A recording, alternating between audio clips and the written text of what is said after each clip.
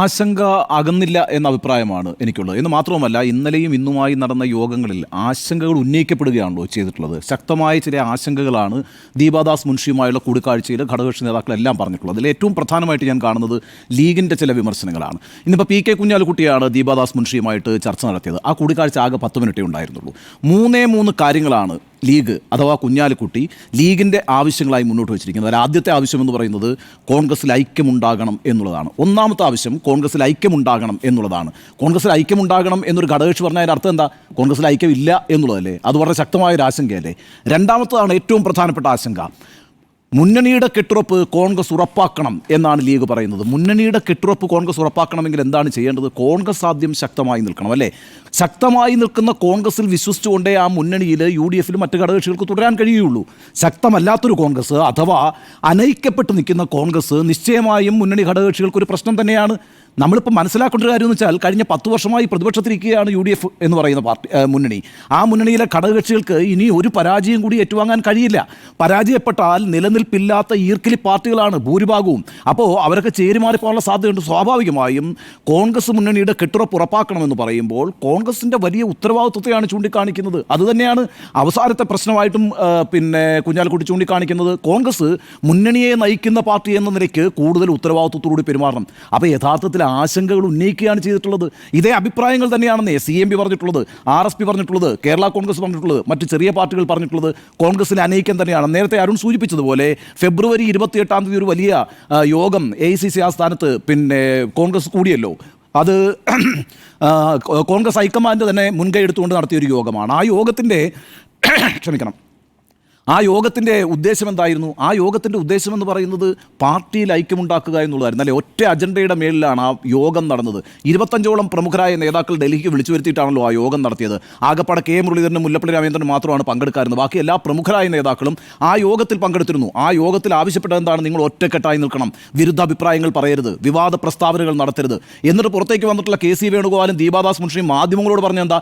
ഇവരെ ഞങ്ങൾ തക്ക നിലയ്ക്ക് ശാസിച്ചിട്ടുണ്ട്, ശക്തമായിട്ടുള്ള താക്കീത് നൽകിയിട്ടുണ്ട്. ഇത് പരസ്യമായിട്ട് പറയുകയാണ്. ഒരു പാർട്ടിക്കകത്ത പടലപ്പിണക്കങ്ങളെക്കുറിച്ച് പുറപ്പുറത്ത് നിന്ന് വിളിച്ചു പറയുന്നത് പോലെ മാധ്യമങ്ങളുടെ മുമ്പിൽ വന്നു നിന്നിട്ട് സവിസ്തരം പറയുകയാണ്. ഇവരോട് ആവശ്യപ്പെട്ടിരിക്കുന്നു ഒരുമിച്ച് നിൽക്കാൻ. എന്തുകൊണ്ടാണ് അങ്ങനെ പറഞ്ഞത്? മാധ്യമങ്ങളോട് അത് അവർക്ക് പരസ്യമായി പറയേണ്ടി വന്നത്. കാരണം ഇവിടുത്തെ ഈ പറയുന്ന കൂട്ടയടി നിസ്സംഗമായി കണ്ടുകൊണ്ടിരിക്കുകയല്ല ഹൈക്കമാൻഡ്. ഞങ്ങൾ ശക്തമായി ഇടപെട്ടിരിക്കുന്നു എന്ന് പാർട്ടി പ്രവർത്തകർക്ക്, അണികൾക്ക്, ഈ പാർട്ടിയിൽ വിശ്വസിക്കുന്ന അനുയായികൾക്ക് ഒരു സന്ദേശം നൽകാനാണ് ആ വാർത്താ സമ്മേളനത്തിലൂടെ അവർ ശ്രമിച്ചിട്ടുള്ളത്. അപ്പോൾ ആ അർത്ഥത്തിൽ വലിയ ഒരു കുളം കലക്കൽ ആ പാർട്ടിക്കുള്ളിൽ നടന്നിരുന്നു. അത് ഫെബ്രുവരി 28 യോഗത്തോടുകൂടി അവസാനിച്ചു. നമ്മളിപ്പോൾ കാണുന്നത് ഏറെക്കുറെ ഐക്യപ്പെട്ടിട്ടുള്ള ഒരു കോൺഗ്രസ് ആണ്. അതിനുശേഷം ഒരു 2ാം ഘട്ടം എന്നുള്ള നിലയ്ക്കാണ് ഇപ്പോൾ ഈ യോഗം നടന്നിരിക്കുന്നത്. ഈ യോഗത്തിൽ ഞാൻ മനസ്സിലാക്കുന്നത് ചില പാർട്ടികളൊക്കെ സീറ്റുകൾ വരെ ആവശ്യപ്പെട്ടു തുടങ്ങി എന്നുള്ളതാണ്. ഇപ്പം അനൂപ് ജേക്കബിൻ്റെ പാർട്ടി ഉണ്ടല്ലോ, അവർ 3 സീറ്റുകളാണ് ആവശ്യപ്പെട്ടിരിക്കുന്നത്. പിറവം കൂടാതെ കുട്ടനാടും അതുപോലെ തന്നെ കോതമംഗലവും ലഭിക്കണം എന്നാണ് ആവശ്യപ്പെട്ടിരിക്കുന്നത്. അതേപോലെ തന്നെ CP പാർട്ടി CMP 3 സീറ്റുകൾ ആവശ്യപ്പെട്ടു എന്നാണ് ഞാൻ മനസ്സിലാക്കുന്നത്. ഇപ്പോൾ ഒന്നാമത്തെ കാര്യം വെച്ചാൽ CP ജോൺ തിരുവനന്തപുരം മണ്ഡലത്തിൽ മത്സരിക്കാൻ ആഗ്രഹിക്കുന്നു എന്നുള്ളതാണ് ആ പാർട്ടി ഇന്ന് ദീപാദാസ് മുൻഷി അറിയിച്ചിട്ടുള്ളതെന്ന് ചില റിപ്പോർട്ടുകളുണ്ട്. കാര്യം എന്താ വെച്ചാൽ നമുക്കറിയാമല്ലോ, ഇപ്പോൾ 35 വർഷമായിട്ട് CMP എന്ന് പറയുന്ന പാർട്ടി UDFനോടൊപ്പം വളരെ ശക്തമായി നിൽക്കുകയാണ്. അവിടെ MVR ഒരിക്കൽ മത്സരിച്ച് ജയിച്ച് മന്ത്രിയായി എന്നുള്ള ഒഴിച്ചാൽ പിന്നെ ആ പാർട്ടിക്ക് ഒരു നേട്ടവും ഉണ്ടായിട്ടില്ല. 2011 കുന്നംകുളം മണ്ഡലത്തിൽ CP ജോൺ മത്സരിച്ചിട്ട് ബാബുവും പാലശ്ശേരിയോട് തോക്കുന്ന എത്ര വോട്ടിനാണെന്നറിയാവോ? 481 വോട്ടിനാണ്. അന്ന് 2011 CP ജോൺ ജയിച്ചാൽ മന്ത്രിയാണ്, ഉമ്മൻചാണ്ടി മന്ത്രിസഭയിൽ മന്ത്രിയാണ്. അപ്പോൾ അന്ന് ആ ദൗർഭാഗ്യമുണ്ടായ ആളാണ് CP ജോൺ. പിന്നീട് അതേ മണ്ഡലത്തിൽ തന്നെ കുന്നംകുളത്ത് തന്നെ 2016 അദ്ദേഹം മത്സരിച്ചു. പക്ഷേ AC മൊയ്തീനാണ് ജയിച്ചു വന്നത് 7000 ഇഷ്ട വോട്ടിന്. 2021 ജോൺ മത്സരിച്ചിട്ടില്ല. അതിൻ്റെ കാര്യം എന്താണെന്ന് വെച്ചാൽ സുരക്ഷിതമായൊരു മണ്ഡലമില്ല, സുരക്ഷിതമായ മണ്ഡലം കിട്ടാത്ത സ്ഥിതിക്ക് മത്സരിക്കുന്നില്ല എന്ന നിലപാടാണ് ജോൺ എടുത്തത്. അപ്പോൾ ഇപ്രാവശ്യം എന്താണെന്ന് വെച്ചാൽ തിരുവനന്തപുരം മണ്ഡലം തന്നെ കിട്ടണം എന്നുള്ളതാണ് ജോണിൻ്റെ ആവശ്യം. തിരുവനന്തപുരം എന്ന് പറയുന്നത് കോൺഗ്രസ് മത്സരിക്കുന്ന മണ്ഡലമാണ്. കഴിഞ്ഞ പ്രാവശ്യം VS ശിവകുമാർ മത്സരിച്ചിട്ട് ആന്റണി രാജുവിനോട് തോറ്റ മണ്ഡലമാണ്. പക്ഷേ കോൺഗ്രസിന് അങ്ങനെ ഒരു നിലപാട് CP ജോണിനോടുണ്ട് എന്നാണ് ഞാൻ മനസ്സിലാക്കുന്നത്. ഇപ്രാവശ്യം സുരക്ഷിതമായൊരു മണ്ഡലം ജോണിന് നൽകണം എന്നുള്ളൊരു നിലപാടിലാണ് കോൺഗ്രസ് ഉള്ളതെന്ന് ആണ് ഞാൻ മനസ്സിലാക്കുന്നത്. അതിൻ്റെ കാര്യം എന്ന് വെച്ചാൽ കഴിഞ്ഞ 10-35 വർഷമായിട്ട് ഈ മുന്നണിയുടെ ഒരു വക്താവായി പ്രവർത്തിച്ചുകൊണ്ടിരിക്കുന്ന ഒരാളാണല്ലോ CP ജോൺ. അപ്പോൾ അദ്ദേഹം ജയിച്ചു വരേണ്ടത് ഒരാവശ്യമാണ് എന്നവർ കരുതുന്നു എന്നുള്ളതാണ്. അപ്പോൾ ഈ നിലയ്ക്ക് സീറ്റുകളുമായി ബന്ധപ്പെട്ട് ചർച്ചയുണ്ട്. കൊല്ലവുമായി ബന്ധപ്പെട്ട് ദേവരായനൊരു ക്ലെയിം വെച്ചിട്ടുണ്ടെന്നാണ് ഞാൻ മനസ്സിലാക്കുന്നത്. ഫോർവേഡ് ബ്ലോക്കിന് കഴിഞ്ഞ പ്രാവശ്യം ഒരു ക്ലെയിം ഉണ്ടായിരുന്നു, കൊല്ലത്ത് ഞങ്ങൾക്ക് സീറ്റ് തരണമെന്ന് പറഞ്ഞിട്ട് അവർക്ക് കൊടുത്ത സീറ്റ് ഏതാണെന്നറിയാമോ? ധർമ്മടമായിരുന്നു. പിണറായിക്ക് എനിക്കെതിരെ പോയി മത്സരിച്ചോളാൻ പറഞ്ഞു. അവർ മത്സരിച്ചില്ല. ഇപ്രാവശ്യം അവർ വളരെ ശക്തമായിട്ട് ആവശ്യപ്പെടുന്നുണ്ട് ധർമ്മടം കൊല്ലം സീറ്റ് ഞങ്ങൾക്ക് ലഭിക്കണമെന്ന്. പക്ഷേ കൊല്ലം RSPയുടെ സീറ്റാണ്. അപ്പോൾ RSPയും ഇപ്രാവശ്യം വിജയസാധ്യതയുള്ള, കൊല്ലത്തിന് പുറമേ വിജയസാധ്യതയുള്ള സീറ്റ് ലഭിക്കണം എന്ന ആവശ്യത്തിലാണ് നിൽക്കുന്നത്. അപ്പോൾ ഇത്തരത്തിലുള്ള ആവശ്യങ്ങളൊക്കെ മുന്നോട്ട് വെച്ചിട്ടുണ്ട്. ഏതായാലും ലീഗ് അക്കാര്യത്തിൽ വലിയ ക്ലെയിം ഒന്നും വെക്കാൻ കാര്യമില്ല. കാരണം വെച്ചാൽ 27 സീറ്റിലാണ് കഴിഞ്ഞ പ്രാവശ്യം അവർ മത്സരിച്ചത്. കഴിഞ്ഞ പ്രാവശ്യം അവർക്ക് 3 സീറ്റ് കൂടുതൽ കൊടുത്തിരുന്നു. അപ്പോൾ 27-ന് പുറത്ത് അവർ വലിയ അവകാശവാദം ഉന്നയിക്കും എന്ന് വിചാരിക്കുന്നില്ല. കേരള കോൺഗ്രസ് ജോസഫിനും അങ്ങനെ വലിയ ആവശ്യങ്ങൾ, കഴിഞ്ഞ പ്രാവശ്യം 10 സീറ്റിലെങ്ങാണ്ടാണ് മത്സരിച്ചത്, 2 സീറ്റിലേ ജയിച്ചിട്ടുള്ളൂ.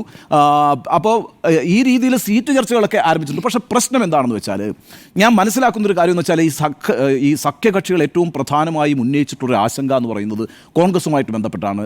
നമുക്കൊക്കെ അറിയാവുന്നതുപോലെ കോൺഗ്രസ് പെർഫോം ചെയ്താൽ മാത്രമേ UDFന് അധികാരത്തിൽ വരാൻ കഴിയുള്ളൂ. ഇവിടുത്തെ ഒരു പ്രശ്നം നമ്മൾ മനസ്സിലാക്കേണ്ടത്, മുസ്ലിം ലീഗാണ് 2 അക്കം കിട്ടുന്ന ഒരു പാർട്ടി. പിന്നെ അല്ലേ, ഇപ്പോൾ കഴിഞ്ഞ പ്രാവശ്യം ഒരു 27 സീറ്റിൽ മത്സരിച്ചിട്ട് 15 സീറ്റിലാണ് വിജയിച്ചിട്ടുള്ളത്.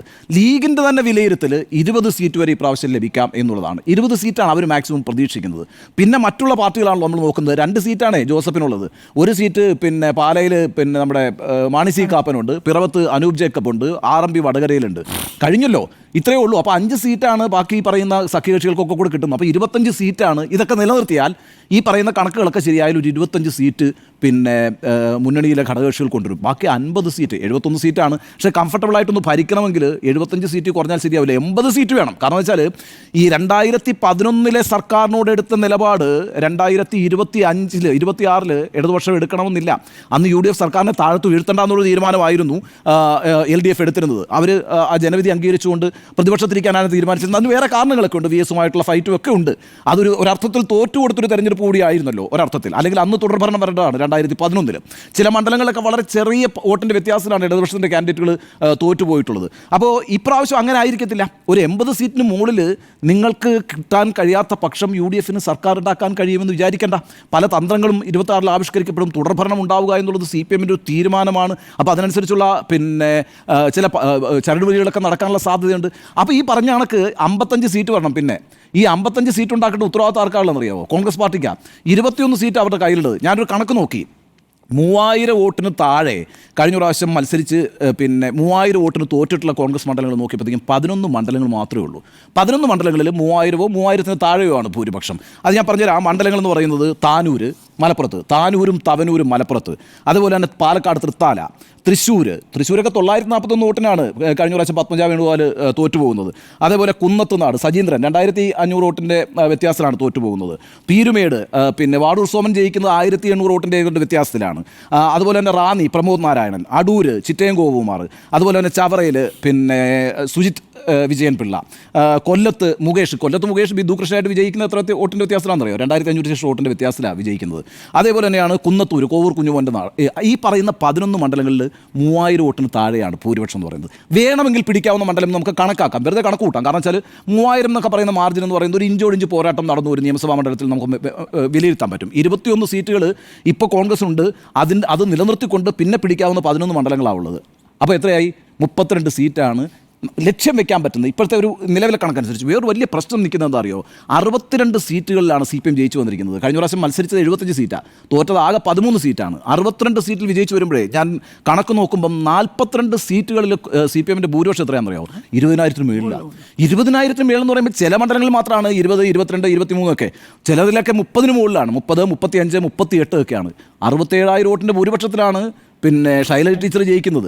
50,000-ന് മേളിൽ ഭൂരിപക്ഷത്തിനാണ് പിണറായി വിജയൻ ജയിക്കുന്നത്. അപ്പോൾ ഈ രീതിയിലാണ് ഭൂരിപക്ഷം നിൽക്കുന്നത്. 42 മണ്ഡലങ്ങളിൽ അവർ വിജയിച്ചിരിക്കുന്നത് 20 മുതൽ 67,000 വരെയുള്ള ഭൂരിപക്ഷത്തിനാണ്. അപ്പോൾ ആ 42 കോൺസ്റ്റിറ്റ്യുവൻസി എന്ന് പറയുന്ന ഒരു സംശയവും വേണ്ടല്ലോ, അവർക്കത് നിലനിർത്താൻ കഴിയേണ്ടതാണ്. ഈ ഇലക്ഷൻ സ്റ്റാറ്റിസ്റ്റിക്സ് പരിശോധിക്കുമ്പം അങ്ങനെ തന്നെയാണ്.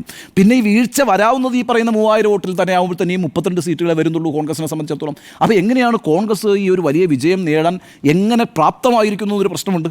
അപ്പോൾ വലിയ രീതിയിലുള്ള ആൻറ്റി ഇൻകംബൻസി വേവൊക്കെ വന്ന് വലിയൊരു ട്രെൻഡ് വരണം. വലിയൊരു ട്രെൻഡ് രൂപപ്പെട്ട് വരികയാണെങ്കിൽ മാത്രമാണ് UDF അങ്ങനെ ഒരു സാധ്യത വരുന്നത്. ആ ട്രെൻഡ് രൂപപ്പെട്ട് വരണമെങ്കിൽ നിങ്ങൾ എന്തൊക്കെ പരിപാടികൾ ഈ അടുത്ത ഒരു വർഷം നടപ്പാക്കുന്നു എന്നുള്ളത് വളരെ പ്രധാനപ്പെട്ട കാര്യമാണ്. ഇന്ന് RSP അടക്കമുള്ള പാർട്ടികൾ അത് ഉന്നയിച്ചിട്ടുണ്ട് കേട്ടോ. ഈ ദീപാദാസ് മുൻഷിയുമായിട്ടുള്ള യോഗത്തിൽ ലഹരി പോലൊരു പ്രശ്നം വന്നു ഇറങ്ങിയിട്ടുണ്ട് UDF. എന്താ പരിപാടി?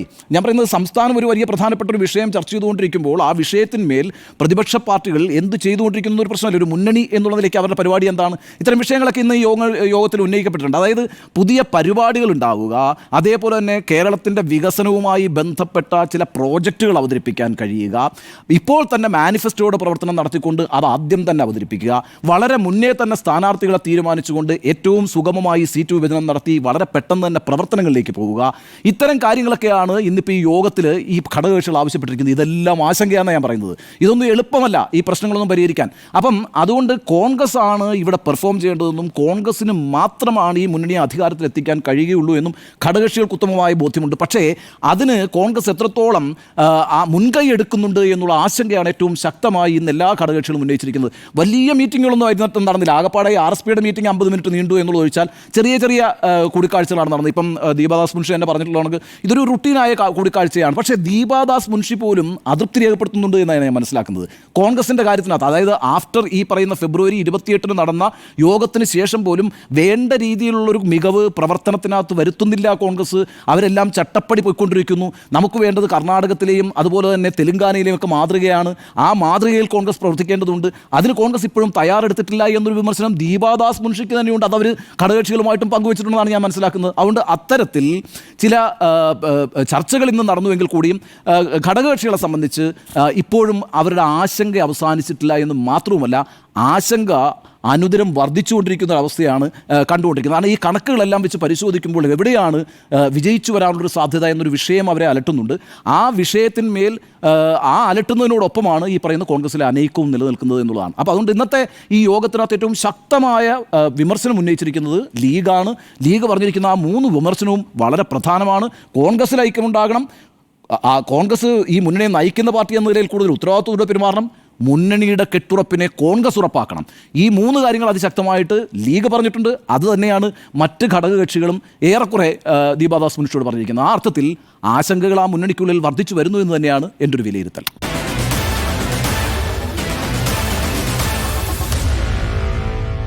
Meet the editors.